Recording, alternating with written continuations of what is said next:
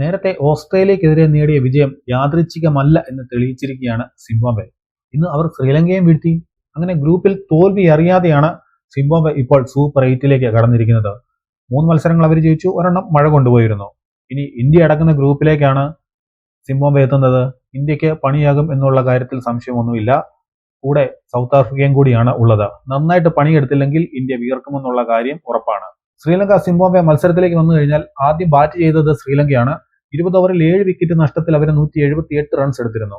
കഴിഞ്ഞ കളിയിലെ സെഞ്ചുറി വീരൻ പതും നിസാങ്കയാണ് ഇത്തവണയും അവർക്ക് വേണ്ടി ടോപ്പ് സ്കോററായത്. 41 പന്തിൽ അദ്ദേഹം 62 റൺസ് എടുത്തപ്പോൾ പവൻ രത്നനായിക 25 പന്തിൽ 44 റൺസ് എടുത്തു. പിന്നീട് കുശാൽ പെരേരയാണ് കൂടുതൽ റൺസ് അടിച്ചത്, 14 പന്തിൽ 22 റൺസ്. ഇവരൊക്കെയാണ് ശ്രീലങ്കയ്ക്ക് വേണ്ടി ഏറ്റവും കൂടുതൽ റൺസ് സ്കോർ ചെയ്തത്. പിന്നീട് സിംബാബ്വെയുടെ മറുപടി ബാറ്റിംഗ് വന്നു. 19.3 ഓവറിൽ സിംബാബ്വെ ലക്ഷ്യം കണ്ടു, വെറും 4 വിക്കറ്റ് മാത്രം നഷ്ടത്തിൽ. ഓപ്പണർ ബ്രയാൻ ബെന്നറ്റ് 48 പന്തിൽ 63 റൺസോടെ പുറത്താകാതെ നിന്ന് അവരെ വിജയത്തിലേക്ക് എത്തിച്ചു. വരുമാനി 26 പന്തിൽ 34 റൺസ് എടുത്തപ്പോൾ റയാൻ ബുറി 12 പന്തിൽ 23 റൺസ് എടുത്തു.